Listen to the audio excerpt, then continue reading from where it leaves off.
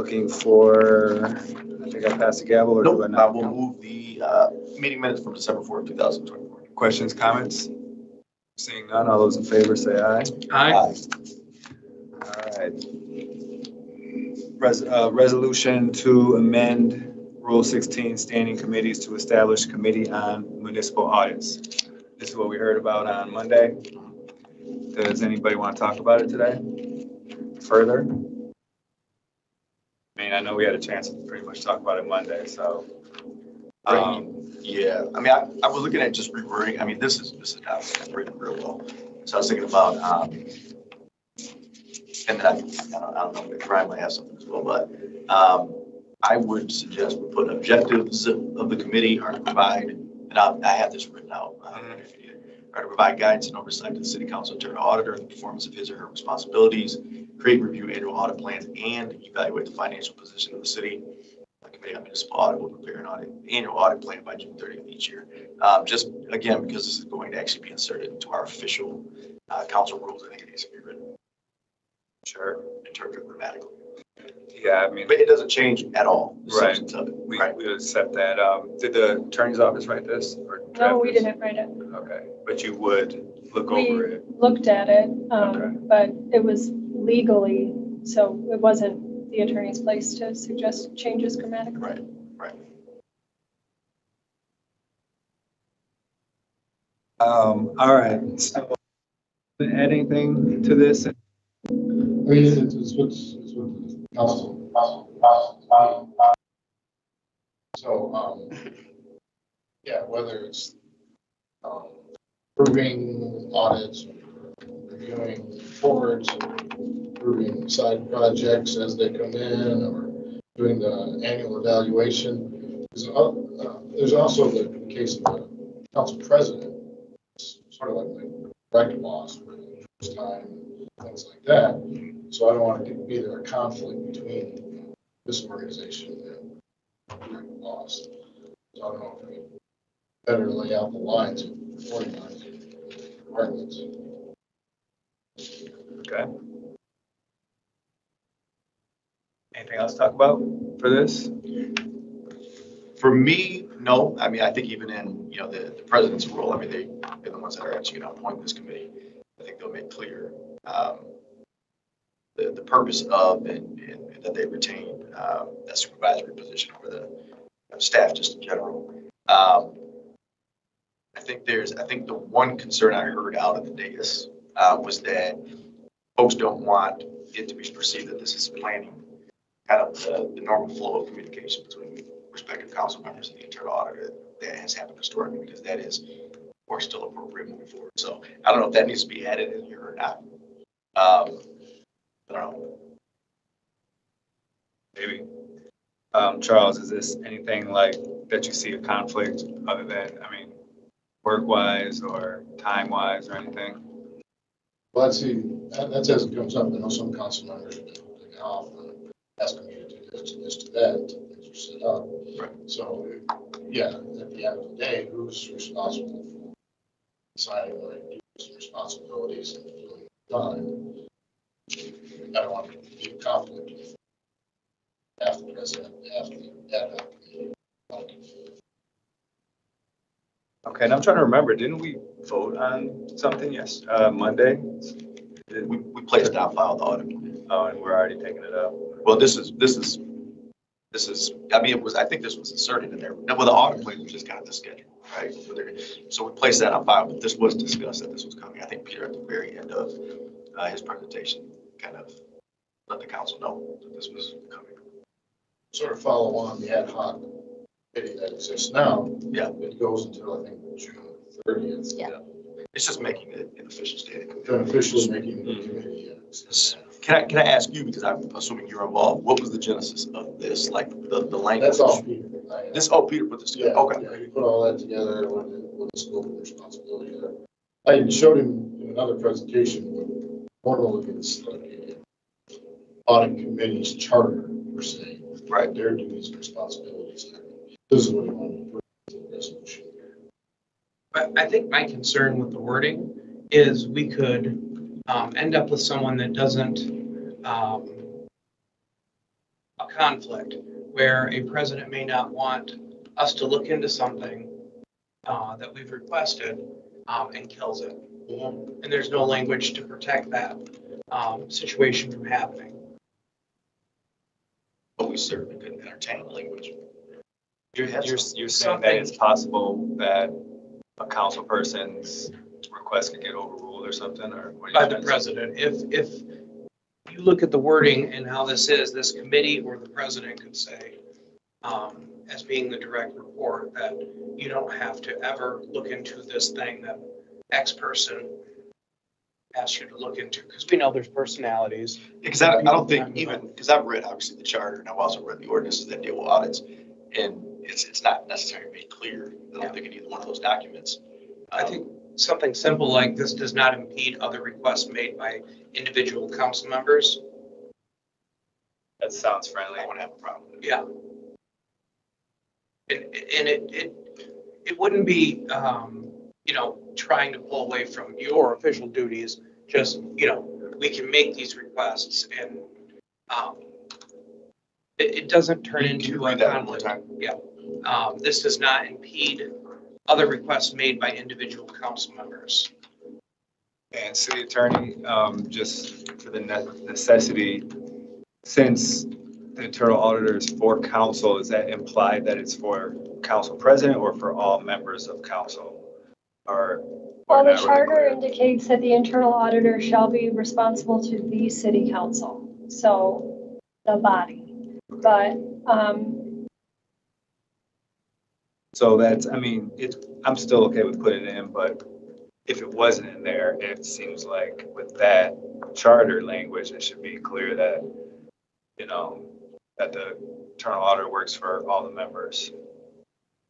And I'm sure that both of you recall last year, we had a situation where it was there in black and white in the charter, and Jim still disagreed with it.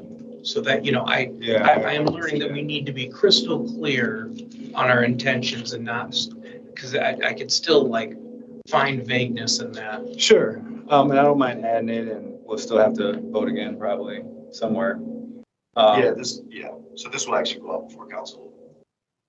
It has to be received first because it's sit on the agenda and then it can be considered the next, so. Yes. At some point in If- January. If you guys agree on all the If we move changes, through it. yeah, Yeah. and move through it, it goes to council on the 13th, but then it sits and then it wouldn't go again until. and we can certainly, Oh, OCA can certainly take a look at it after In the whatever the content, yeah. language that you guys land on. We're obviously happy to take a look and make sure that it complies legally. Because the charter controls everything except for collective bargaining agreements. And then the Constitution of the USA. USA, collective bargaining agreements, city charter, right? I think you missed the Michigan Constitution. Well, I was kind of being sarcastic that there is a collective bargaining outside agreements that does seem to control over our charter on certain aspects. That's what I was kind of being sarcastic. But that's another thing for another time. So the auditor's concerned, there's 8 bosses coming at it at once, pulling them apart. Let's organize, if you want to have, individual council members request stuff, route it through the president or route it through this committee, I don't care who, where. At least let's get, organization of what the commitments are, expectations. Sure, and kind of piggyback on Ryan's comment though, I think there has been times where maybe a council person wants to know something or work on something before it becomes more public. Full project. So that's where the little protection is probably needed. Not to have any examples on hand, but I do, because sometimes, the council person might not really want to go with that idea after learning something from the information, or vice versa, or have timing or something like that involved. I think you're imagining worst case scenario. I'll be honest with you, I've been on this body for quite some time. It's actually pretty infrequent that a council member actually, we did have one council member who was more involved and looked at everything and I thought was a fantastic council member. She did bring, I think, more than maybe the normal amount that a council member might to the internal auditor. But honestly, she did most of that even from her position of leadership. So I'll be honest with you, it's not going to happen. But he's absolutely right? So there are times where I've had to ask the internal auditor to look into something. Didn't necessarily want to release that information or even let other council members know that we were looking into that. There were some, I think, privacy issues. And then even when I got the report, the internal auditor had to ask, do you want me to release this? So there are some scenarios, I think, where an individual council member has been doing it. But I also think there's also a different flavor with each leader. And I think there are some presidents that will ask if there's something that can't flow through me, so that it's one per, Right. or at least most of it's flowing that way. I think we've had that request before. And we've been out of that. So I don't want to be stuck between, Right. he said to do this, she said not to do that. And it's like, that's not Just for me to decide. have coffee with Sherry and Renee sometime. It is a very unique situation to have 8 bosses, but it is something that all 3 of our staffers have to do. It's tough, I get it. So are we good with the added language? What this resolution doesn't impede an individual council member's ability to? So I think he just said this, I actually typed it out. This does not impede other requests made by other council members. Is that correct? Yep. Well, looking for a resolution. Okay, so I'm going to move the following language the following amendment. Objectives of the committee are to provide guidance and oversight to the city council internal auditor in the performance of his or her responsibilities, create and review annual audit plans, and evaluate the financial position of the city. Committee on Municipal Audit will prepare an annual audit plan by June 30th each year. This does not impede other requests made by other council members. Sounds good. Any other topics, discussion on that? All those in favor say aye. Aye. Passes. Moving to our final resolution discussion item, claim appeal number 2114 for, I won't say the full name, 565 trash fees. We have 2 people attending virtual. We have Nick Mondry from EDP and then Adam Fisher, and then Jennifer here is the tenant, so. All right. Well, we can hear from everyone. Thank you for the people that's virtual. Thank you for coming in person. Let's start with our city officer, and if you could just give a brief overview. I know it's in writing, I know it's been through Kane, but for those of us who aren't fully familiar, can you please tell us what's going on as far as the city's point of view? And then we'll hear in any order from the other people. Yeah, well, certainly. Good afternoon, everyone. So the property was cited initially on 3/15/24 with a compliance date of 3/22/24. Upon reinspection that took place actually on 3/27, the violations were still present. And then that led to the violation being submitted to the contractor for abatement. Contractor arrived to the property on April 17th. So approximately just over a month after the initial investigation that led to the violation. And there was indoor furniture that was present on the outdoors. And so that was abated. After that, the bill, which includes the admin fee as well as the contractor charge, was submitted. And that brings us here today. Okay, it sounds like you said, I heard indoor furniture on the outdoor that had to be removed because it wasn't removed on time. That is correct. Upon the contractor showing up for abatement, that was still on the premises and that was removed. Okay, can we hear from either the person present or? Can I just point of clarification? Oh, yeah, go ahead. So I guess when I looked through the packet, what I thought, Nick, was that they were originally noticed for one set of things. But in the correction notice, it said that if we arrive, or if when we arrive for the abatement, if there's anything else in violation of our code, that will be removed at the cost of the property owner. So I thought that when our team arrived, there was this new piece out there that was a violation of our ordinance, and that was removed. Is that correct? That is correct. In the initial investigation, however, the code officer did take a photo of that dresser, and so that dresser was actually there on March 15th as well. Okay. I missed something. All right. Do you, Jennifer, want to? Sure, I'm just going to read I'm not a good speaker when I'm emotional. So it's gonna read what I sent to. And you can come to the table or you can stay there. It's up to you.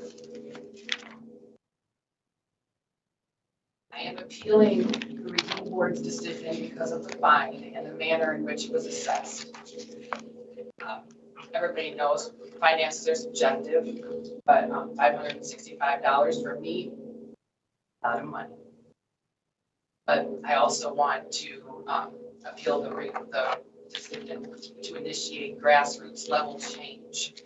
Practices, processes, and methods that levy egregious fines against the residents of the city should not be rigged in favor of the city. I propose the city change enforcement practices of this nature so that the following two actions occur. An initial notice is hyper-specific with all items included rather than what seems like purposely vague terms such as and other debris that are currently used. It was an heirloom dresser that was in my driveway that I needed help bringing into the house. I couldn't get it in there myself. I was waiting for someone in my family, someone to come and be able to help me bring it inside. I would consider it debris. Second point, residents and property owners should be sent a follow-up notice regardless of compliance or non-compliance with the initial notice to serve as proof of compliance or non-compliance, to ensure both residents and property owners, if they are not one and the same, are not financially caught off guard, to ensure that an inspector cannot use separate sets of terms for residents and city contractors. Like for me, the one and only notice that I and my landlord received simply said, and other debris. But the contractors noticed that they got hyper-specific white dresser. Also to ensure that city departments are not engaging in any form of nepotism by purposely using those terms like and other debris on my notice or a resident's notice, and the hyper-specific terms on a notice sent to a contractor on a city roster. I appreciate your time and I thank you for your thorough review of this case and for meeting. Thank you. Is there somebody that wants to speak that's online or not? This is Adam Fisher. I'm the homeowner, and I listened to what Jennifer had to say. I don't have any reply currently. I guess as the conversation goes on, I'll ask to speak if needed. Okay, thank you. I'll open it up to committee members for any questions or comments. I can start with a couple questions. Jennifer, Yes. So an heirloom, it does look nice. I will admit that. It does look painted and nice, and I can see that there's a drawer open and it appears like it would probably be a working, nice dresser. Why is it outside? What's that blue tarp? I had it covered with a tarp because I had no way to bring it inside. Okay. And how long did you expect to be able to keep it outside before bringing it in? I came here in April of 2021 from a rural town where nobody, like, I didn't consider that like a garbage thing. I was going to get it inside my house when I could get it inside my house. I understand. And I don't see how that hurts anything or anyone. It's not like it's garbage that's when you attracting animals. no, I understand. There is something in the code that says no indoor furniture outside. I've seen it. Even when people put it on their enclosed porch, that's still considered outside. And it might need review, but it is on there. My next question is, I forgot. How about that? I'll remember it, but I'll open it up to, I guess when you got a notice, what did you think they were talking about and what did you do about it? Okay, that's the other part of this situation. When I moved in April 2021, I have not gotten any of these notices at all until the one in March. And here's why that's so weird to me. In December of 2021, Christmas, you know, lots of extra garbage. So I put it all in as, in my Granger container out at the road. The lid wasn't closed. Because the lid was not closed, Granger levied an extra fee on top of my normal garbage charges. So I realized that the lid of the garbage container has to be closed all the way in order to not get additional fees. So since December of 2021, birthdays, holidays, anytime I have a little bit of extra garbage, I set it out in next to my vehicle in my driveway where it's not visible. It's next to where I keep my garbage can, and it stays there. I take my garbage out. It's picked up on Monday. I put my can back. I put that extra garbage in the can. Are you suggesting you threw away the notices possibly? I'm trying to figure out. No, what- no, no, no, no. I'm trying to say saying- what? I'm saying this is March of 2024 was not the first time I've had garbage sitting there and no one has ever given me a notice before. Like, it's never been a problem. Well, it's never been reported, maybe. I don't know. My question is, when you got the notice, you did see a notice, right? I got a notice, one notice, and it even says in the paperwork that said they only send you one notice. Is it the That's- one that said you have to remedy this by a certain time? Yes, And what did you do? I remedied it by that time, by the certain time. It was supposed to be taken care of by Friday, and I did. What did you do though? It was what was out there was a roll of carpet because my dog had peed on it and I don't keep stuff like that. So I had that in the driveway.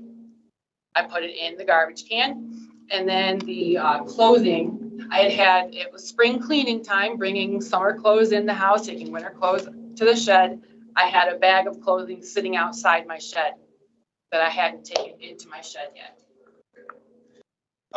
Probably my last question is, was your dresser always under the blue tarp when it was out there, or how? I tried to keep it under the blue tarp. Sometimes the wind would blow it off.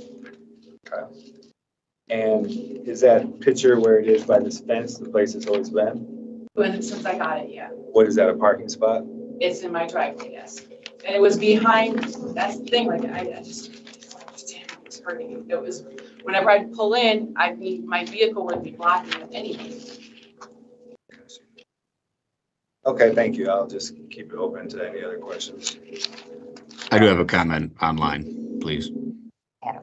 Yes, Adam, you have a few moments to make your comment. Yep. So I received the same notice that she did, stating that carpeting/carpet padding debris needed to be removed. Since I received the notice, I always follow up with the tenant immediately, letting them know that I got this notice. It needs to be taken care of by this date, or they will be covering the fines. And then did receive confirmation that she removed that prior to the date. It was received on Friday, 3/15, was due by the following Friday, the 22nd. And I can confirm that it was removed prior to the March 22nd due date. Nowhere on there does it say anything about a dresser, and it was there upon the initial inspection. So I would think that if you needed a dresser moved, I would think that would take precedence over carpet or carpet padding, and it was not listed. Thank you. And again, for the code person, the first time they're out, there was no dresser. No, there was. There was Yeah, I dresser. missed it. Okay. That's the part that is fishy. I mean, when did you put the dresser there, and how long had it been there in your I would estimation? say probably 2 weeks prior to getting the notice. Probably somehow consistent. Yeah, it looks like there's carpet and a cat carrier maybe and some baskets.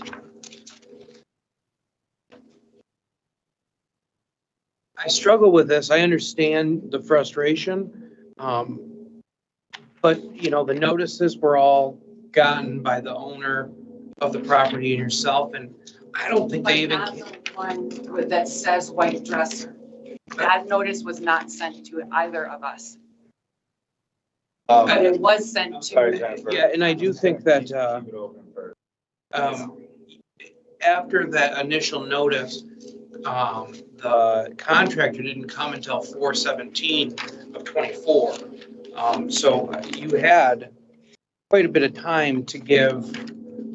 Did you call Robert Walling at all, the code officer that's listed, and ask him specifically? Oh, I see. Why would she call the code officer if she removed what was stated on the complaint?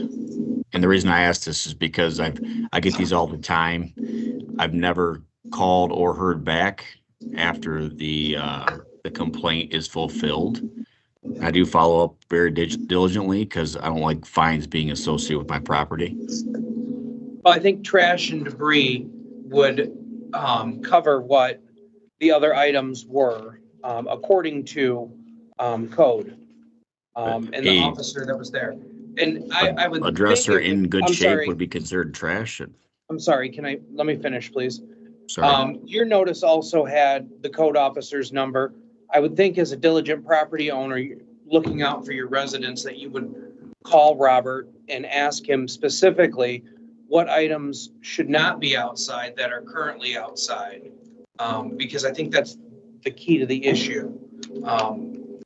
Unfortunately, indoor furniture cannot be outdoor furniture. And that is, we would get the same kind of issue that happened here. You can't just leave something out in the driveway in the winter. And unfortunately, a lot of these are complaint-based. And likely, no one said anything or saw anything until they did see something. And it got into the system. I would have figured a way to get it inside sooner had I known that it was a problem.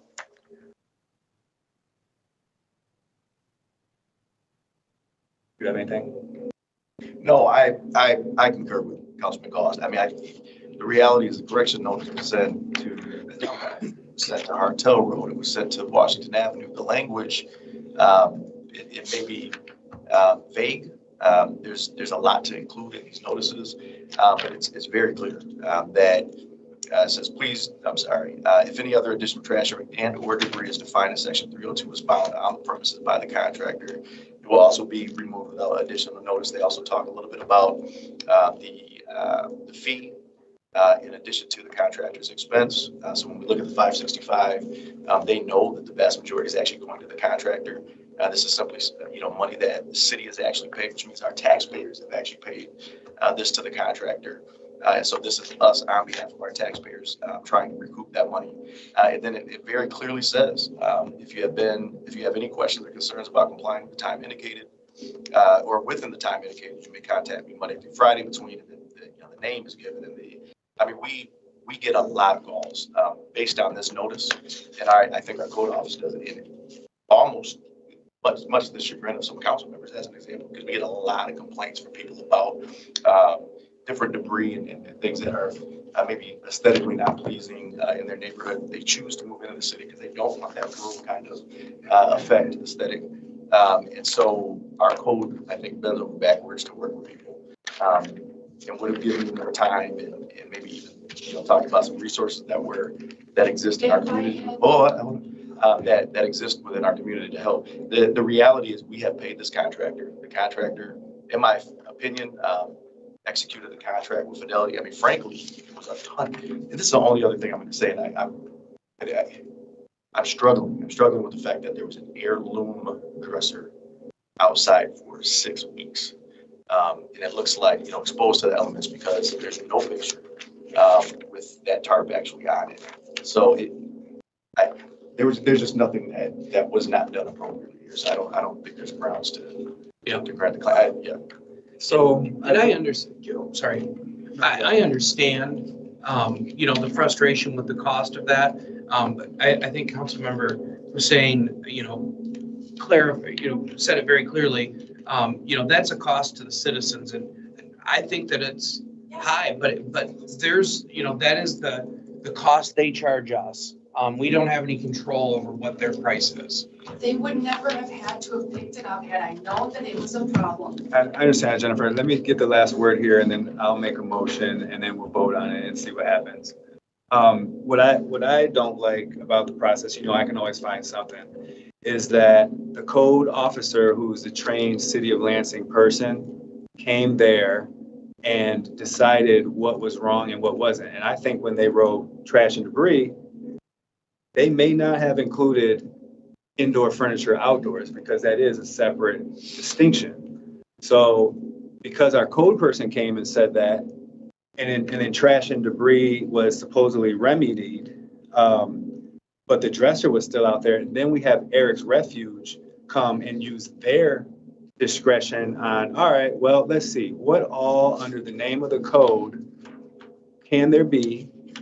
And then they found indoor furniture outside.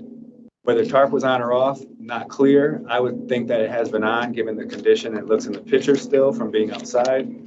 But the fact is that we allowed what was city discretion and process to be taken over by Eric's Refuge discretion with no process, being a notice about indoor furniture outside. So I would make a motion to, of course I'm going to, knock off the administration fee, which makes it $265. Pass the gap. Pass the gap. Oh, yeah. Let me pass it first. So there is a motion on the floor, and I believe what we're talking about is adjusting this down 265 to 300, correct? That's my motion. All right, there's a motion on the floor. Is there further discussion by the committee? And yep, Mr. Cost. I have a question actually before we do this. Is Nick still there? I am still here. Okay, Nick. On the notices that were sent to the property owner and to the resident, I see clothing, cloth products, carpet padding, debris. Please dispose of carpet and any trash and debris, inspector comments. But when the trash authorization form was submitted to Eric's Refuge, there is a warning comment, dresser in the driveway. Do we typically include that in what we're telling our guys to pick up, but don't include it in the notice sent to the citizen? Yeah, that's a great question. I would certainly hope not. I can't speak to as why the dresser wasn't noted on the initial violation letter. So I would think that it absolutely should have been, in my opinion. I would feel comfortable supporting the reduction of $265. The $300 we incurred as a city, I can't put that on the taxpayers, but I would be willing to waive the administrative fees. So I'll support this resolution. I'd consider that a friendly amendment. I just must have misspoke with my numbers. No, Yeah, yeah, you clarified. Yeah, You clarified. it was right. So, yeah, and based on the explanation from Mr. Montry, I would have to agree. I think there's a few things I think this committee has requested, maybe at least over the last couple of months, in terms of just making sure we're tightening up the administrative process. We're charging $265 because there is and should be a great deal of work that goes into the administration of this code, and as an example, the contract and the fees associated. So we need to make sure that that's tightened up just a bit. With that being said, all those in favor signify by saying aye. Aye. All those opposed, same sign. Motion carries. You gotta get it back. Thank you. And I'm sure you had more to say, and I'm sure you do have more. And ultimately, you're not satisfied because one, you still have to pay something, and two, you lost a dresser, and three, you feel that the process is wrong. You are able to come to the city council meeting on January 13th. January 13th, where this will be brought up. I'll give a summary of pretty much what happened. You'll be able to speak. If you come on time before, it's not going to be able to speak during the time, but it's like you speak for things that's on the item before the meeting, kind of. And the entire council will vote. If you don't come, all that will still happen, and there'll be a vote. And we'll see. I can't say what happens. So generally, usually affirm what happens here, but it's still a vote where everybody has their decision to make, so. Thank you. Thank you. Anything else for the good of the committee? All right, seeing none, we are adjourned. Thank you. Yep, thanks. Thanks, everyone. Thanks. Yeah, Thank you. take care.